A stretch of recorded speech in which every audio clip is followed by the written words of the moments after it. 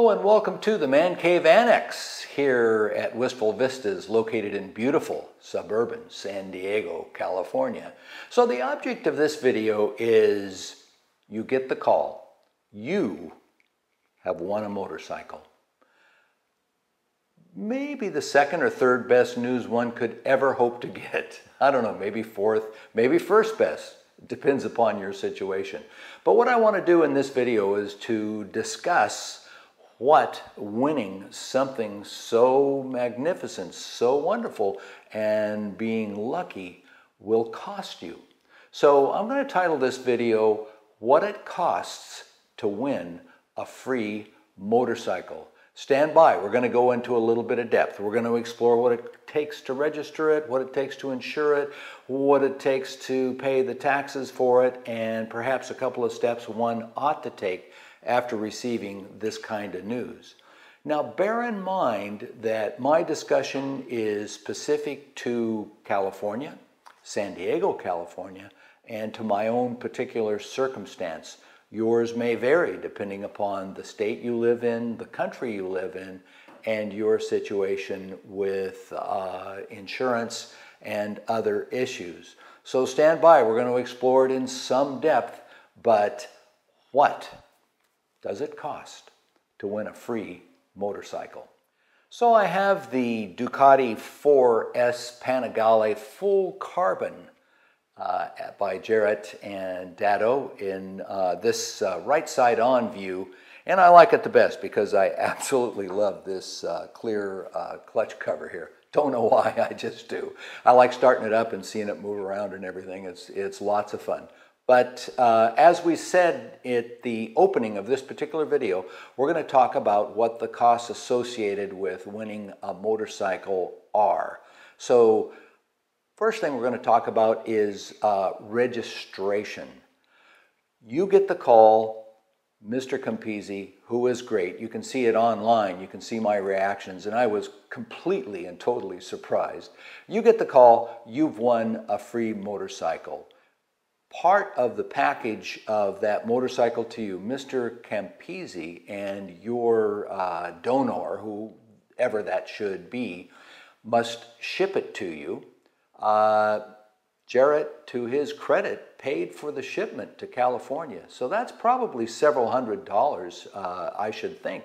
Somewhere between $400 and $700 just to ship it out. But that's a cost foregone because Jarrett really steps up to the plate in his bills. I can't answer for the other folks out there, but that's what he did. So my ownership of this motorcycle began at my curbside, and you can watch that video. I show the day the motorcycle arrived, and to say I was excited is complete and total understatement. But the motorcycle arrived. Once it crosses to my threshold and I sign for that delivery to me, my ownership cycle and saga begins. The very first thing I must do is register it. So we're going to talk in detail about the process of registration in California, and quite likely your state as well. Can't say internationally, but I'll bet it's pretty true in most of the international states. By the way, my little speaker thing keeps bumping against the motorcycle, so sorry for that noise in the background. But it begins right there, and you must own that machine to begin the registration process in the great state of California, and I would assume in many other locations. So you're going to register the machine. You need a certain amount of paperwork to carry that process through, and the machine has to be compliant to the rules of the state that you live in. Typically in this day and age, specifically for lower volume manufacturers like motorcycle manufacturers, they make what's known as a 50-state compliant vehicle. Back in the days, California has always led the way in terms of emissions, qualifications, that sort of things. Back in the day, there used to be 49 state vehicles, and that meant that they were registered, set for 49 states, not including California, and then the state of California specifically. This machine is 50 state compliant. They build it to be compliant with the most stringent safety and emission standards across the country. So to prove that this machine is indeed yours, you need two very key pieces of paper from the donor, which Jarrett kindly supplied along with the sale.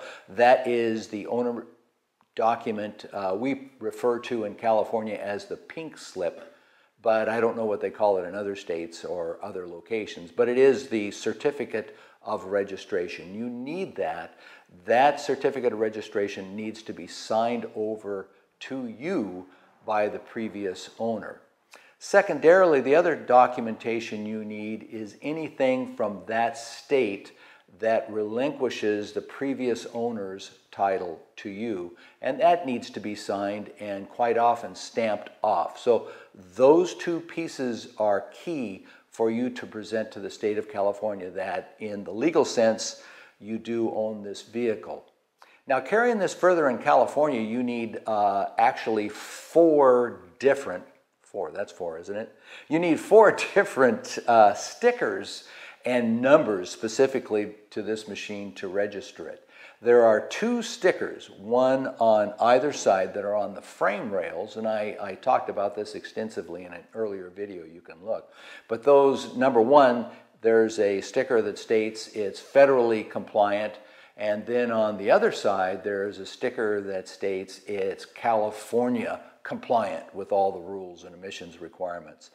The great job that Dado and Jarrett did in installing these frame covers, and by the way, I would never change that. I think these are just absolutely cool looking.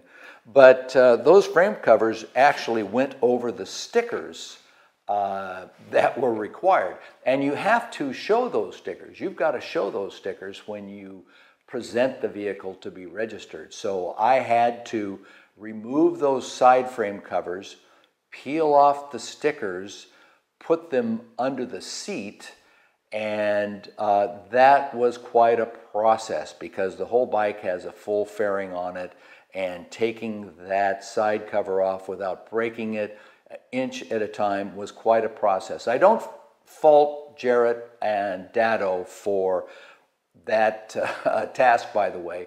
I mean, what did they know about doing that? So in any case, make sure if you're going to win a free motorcycle that the person supplying it to you can, at least in most states, show those stickers on the machine. The next 2 things you need are the VIN number, which is generally stamped somewhere on the headstock in a motorcycle, and one that I didn't know about, another one that was a little bit of a gotcha for me, which was the engine number. Now there happens to be thoughtfully cut away in the port on the standard fairing, which they copied over on this beautiful full carbon fairing, that does allow you to get in and see the engine number, because the person who inspects this and says, yep, you can register it, you own it, here's the paperwork, you own it, and yep, here's the VIN number, here's the engine number, that go together, and those 2 compliancy stickers, you can write it in California. There is a caveat to that. California specific, and again, I don't know in the other 49 states, love them all, been to most of them, but the other 49 states I'm not too sure about. But in California, a vehicle that is federally compliant, if it has more than 7,500 miles on it, you can register it with a lot less stringency in terms of those stickers in any case. Why 7,500 miles? Lord knows, I sure don't. So I had to get to that point. My challenges were to locate the stickers and to locate the engine number, which Moto Forza, my local dealer, kindly helped me out with. And once I got those together, then I could move forward towards the registration. Okay, boys and girls and friends and family, that winds us up to the very first cost associated with the ownership of this magnificent machine, which came to $218. I utilized the services of an auto license broker. I highly recommend you do that, because when I first went online to try to register for appointment and go into the DMV myself, my own little self, and stand there proudly, I found out that that would take 30 days. Turns out our bureaucracy, as far as the DMV concerned, is not necessarily the most highly customer-focused organization you can interact with. I would imagine that's the same around the world. Governments love them, just aren't necessarily customer-focused. That meant I'd have to stare at this machine for 30 days before I could ever get on the thing. And I didn't know it was going to be raining most of those 30 days, but I couldn't stand the idea. There are licensed brokers. You could perhaps even go to your local dealership and for a fee ask them to handle, once you have all the paperwork together, to handle the full transfer of title and California registration for you. In my case, I went to a broker located here in San Diego. Cost me $218. And that is the very first cost associated with the machine. $218 was my cost in getting it transferred officially to my name and registered on the streets of California. I am not, though, adding one little detail that's the most expensive aspect of owning this motorcycle. Next up. So what was the single largest cost in actually being able to ride and enjoy this particular motorcycle, or any particular motorcycle, or any particular car? And I think this is going to be true around the world too. One very astute person once said, might have been Benjamin Franklin, "There is nothing so certain in this world as death and taxes, each probably unpleasant, one certainly more unpleasant than the other, but taxes are a part of the issue. In the state of California, you must pay a tax when somebody, if somebody just gave you money, just cash, you would have to pay taxes on that. If someone gives you an asset, transfers ownership to you, you must pay taxes on that. And the taxes have to be reasonable and according to what a normal transaction might look like. For instance, it's been tried that somebody has gifted something to someone else for $1. Tax people come along later on and look at that and say, that is worth way more than $1. You're not going to pay taxes on $1. You're going to pay taxes on what we think that thing is worth. And once you go down that road, it's a very, very scary situation. So on the paperwork that comes associated with the transfer of title, the person giving you the motorcycle must put a value down for that motorcycle, and it must be reasonable. So in Mr. Campisi's case, he put down a number that was reasonable. It wasn't the full retail sales price, and it can't really include any add-on accessories. It really is about the base value of the machine itself. But he did. He put down a number listed on that, and it turned out the taxes I had to pay to the state of California based upon that were $2,316. That's the biggest bite you're going to pay. And again, I think that is going to be a standard practice no matter where that machine lands, at least in the 50 nifty USA. And I've got to thank the EU and much of Asia as well. But therefore, be prepared to write that check. And that must be a check, because you can't finance that. You could refinance the machine. You could go to your finance company and say, I own this asset. I think it's worth so-and-so. Do you agree? They may or may not. And then say, I want to borrow $2,316 against it to pay the taxes so that it would be mine. And I would assume that's what some people might do. But you have to write that check, and that check has to happen when you register it. So in my case, as I say, that was $2,316. That's the single largest expense associated with coming into ownership of the machine. So ladies and gentlemen, quick aside there, for some reason or another, maybe with my fingers, I had slipped the camera into time-lapse photography for one of the little expositions here. And Okay, we got a little noise in the background there.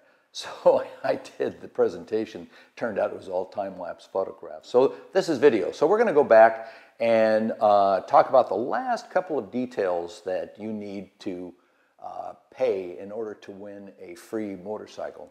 Free in brackets, of course. And the last one, save one, is of course probably the most obvious, and that is you have to insure it. So you've got to insure it, and Ducati's sports bikes in general are not inexpensive, in California in particular. And this situation might be the one that's the most personal. If you're a younger person, older person, has a bearing on what insurance costs, what your driving record is like.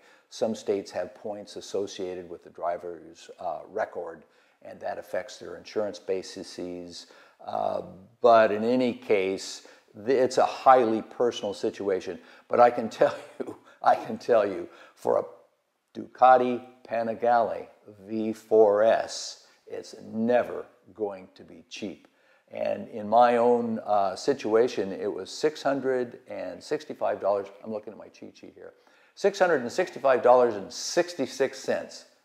Where did this 60 cents come from? I don't know. But that's what the insurance company thought it was worth for me to buy the insurance from them for the year. Yours, as I say, may vary, and it may vary wildly, because if you live in a rural area without too many things to run into, it's probably going to be not so expensive. If you live in an urban area with a lot of things to run into, then it's going to be probably even more. I'm in a suburban area with plenty of stuff to run into, but not as much as if you lived in a downtown area. So, and I'm an older guy with a reasonable driving record. Again, we're not going to get too personal about that. So mine came to $665.66. Now I want to discuss with you the last aspect that I would recommend anyone that wins a motorcycle do before they actually get it out and put it on the street and spend too much time on it. And that's going to be, I decided after it had been transported across the country that I would take it to my local dealership and pay them to give it a once-over safety inspection. Now, that's going to sound a little bit like I'm saying, hey, I don't trust what Dado and Jarrett did, which is completely untrue. That would not be true. I think they're both highly qualified people, and they wouldn't do anything that wasn't of the best quality and standard that they could do. However, it's been packed away in a trailer with several other machines for a couple of 3,000 miles, and there are recalls associated with these machines. In fact, one of the comments you'll read quite often on the Ducati forums is that there have been a total of 5 recalls for the Panigale V4s since they were first introduced last year, 2018. Not too shabby. So in any case, I thought it was incumbent on me, and I have excellent relations with the dealership Motoforza in Escondido, California. I'd highly recommend them, or I'd highly recommend going to your local dealership. I would imagine they'll be very happy to look at it for you. So I had them perform an inspection. What did they find? They find anything way out of the ordinary?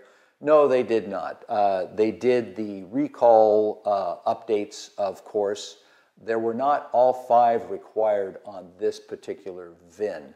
There were 3, as I recalled. One of them had to do with the something to do with the timing chain and the tensioner, clutch line, and there was a third that escapes me, but it's out there in the literature. You can look it up if you want. And for doing this service, they charged me the princely fee of $60. I don't think it gets much more reasonable than that for peace of mind. And again, I would urge people to do this because who knows what happens in that trailer or on that truck going cross-country that long a distance. And again, you want it checked and verified via the VIN that all the recalls and updates have been performed as required. And I did that. Took them a couple of days. They also helped me with a couple of other little things I had personally in mind on it. And they delivered it back, and I rode off with general peace of mind. Did they find anything of note? They didn't. They found the two things I recall reading, and I thought, yeah, by the way, that's a technical term. Yeah, was the coolant reservoir was slightly overfilled. Come on, you're going to dump some coolant out maybe if you heat it up too much, and that the chain was slightly loose. So they set the chain tension to the factory spec, checked the air pressure, looked all over the machine for leaks and that sort of thing, and then drained off a little bit of the coolant fluid. So no big deal, well worth the money, and if someone gives you or you buy a machine from a third party, I highly recommend, if you don't have the skills yourself, even if you do, sometimes it's good to have a third party look at it. I highly recommend you take it to a dealership and have them do a once-over safety inspection. For a $27,000 at retail, not counting all the work that was done afterwards, machine, it's worth $60 to get it taken care of.